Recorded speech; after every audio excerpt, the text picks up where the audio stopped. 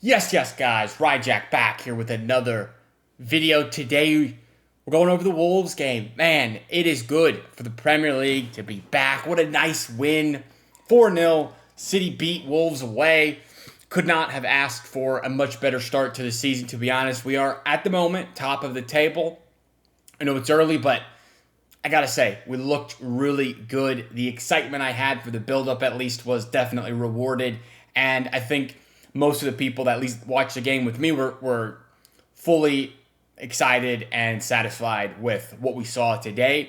We looked like a real team. I will say that is for sure. So before we start, do appreciate you guys. We are hitting the 400 subs. We have 400 subs for the 4-0 City win. So thank you guys. It means a lot to me. We pushed for 500 now. 500 now. If you're interested in a Discord channel, City fans, we all chat, hang out, talk about everything City and everything else. You can join that. Link is in my bio, as well as my other socials for TikTok, Instagram, Twitter, and all that stuff. So anyway, let's take a look at the game, guys. First game of the season, over and done with. We're underway. And some definite standouts we need to talk about for sure.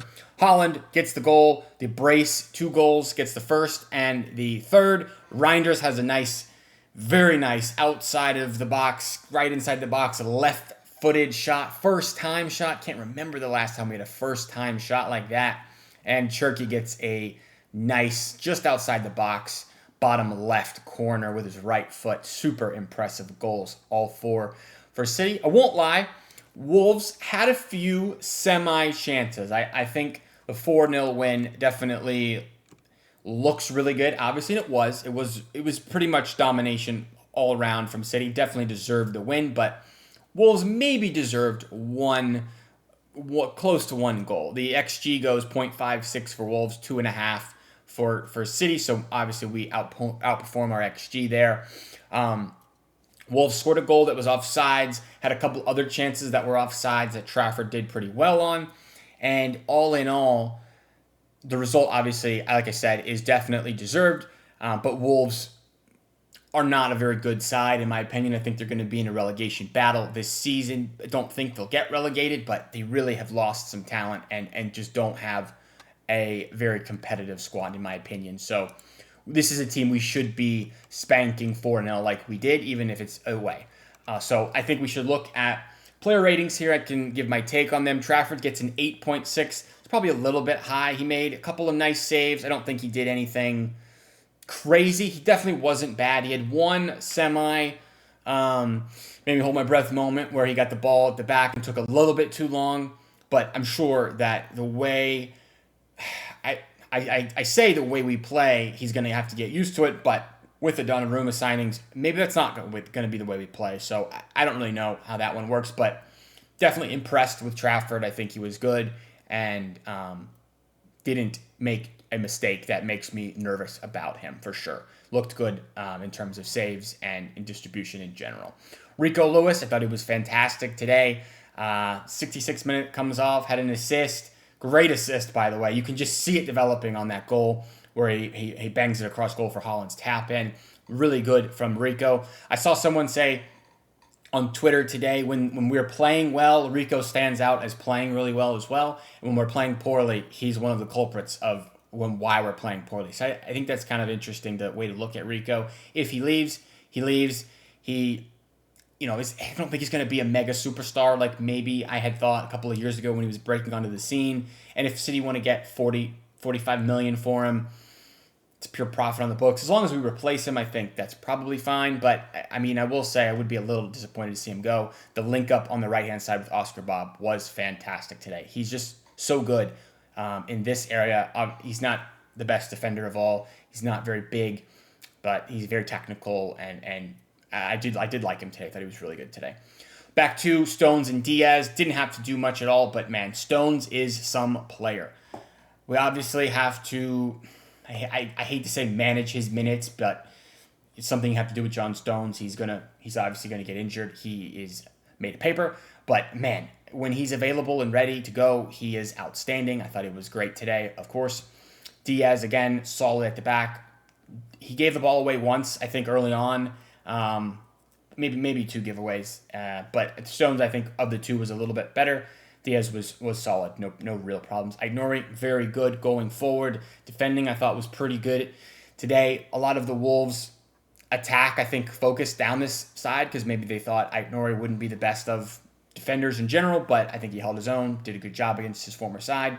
Midfield, outstanding midfield three today. Bernardo was on it. Didn't look super slow, didn't look uncreative. He had, I think he said he had 4 chances created today, Bernardo Silva. He had the nice dink over the top to Haaland that was just a bit too much on it. Came off and was replaced by Nico O'Reilly, which is something you maybe wouldn't have expected. Maybe you thought, look, Gundogan would come on, but no. It was Nico O'Reilly before Gundogan, which is a good sight to see. These two guys right here, really impressive stuff. Nico G covered the most distance on the day. Thought he was really good. Didn't give the ball away from my recollection, and definitely didn't look out of place like maybe he did a bit in some of the Club World Cup games. I thought he wasn't at his best there, but today I thought he was really good. Reinders, easily best player on the pitch for me, man of the match. He gets a goal and an assist. Like I said, the goal was outstanding. The assist was a beautiful cutback to Erling Haaland, and he got a pre-assist as well on the ball to Rico Lewis. So, I mean, the guy was all over the place. Takes a nice tactical foul on that yellow there to stop a break from Wolves that, maybe that's something we missed last season, but he looks powerful, pacey, silky. I was very happy with Tijani Reinders today, looking like a steal of a signing for 46, 50 million, whatever we paid for him. Front three, Doku, unfortunately, I think you see on the ratings, he does get a 6.6, which is orange, the only orange player on the pitch. And I don't mean this in a negative way, but he was the worst player on the pitch for City. He didn't really do much.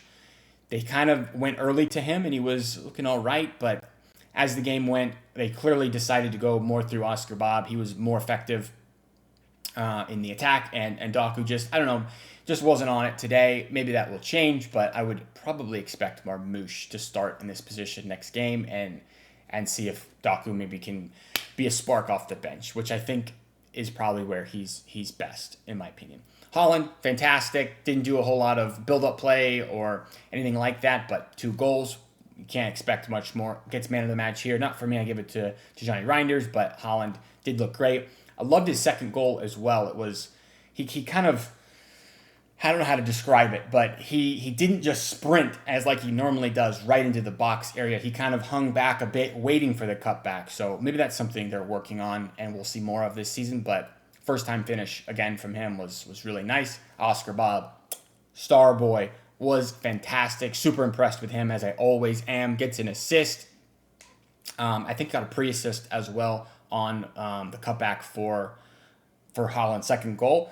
I was thrilled with Oscar Bob. He looked silky. He looked technical. He looked fast. He got back defensively. I mean, the guy was great. I was thrilled that he got his chance, and I thought he made the most of it, and hopefully he continues to start going forward. As for the subs, we do see Nunes, O'Reilly, Marmoush, and Ryan Cherki, as well as Kusanov, who only got 10 or so minutes, so hard to kind of judge. Kusanov didn't really have to do very much. These 3 were not super notable, in my opinion. I don't really remember much happening. This second half was a little bit less impressive than the first in general, I would say. But Ryan Cherki does come on and score a goal. Really nice. He's got the back flick to O'Reilly, who then kind of sets up Cherki. Might have been a bit of a deflection, and he just first time bottom corners that you could just see the skill that this guy has. It's nice to see for sure.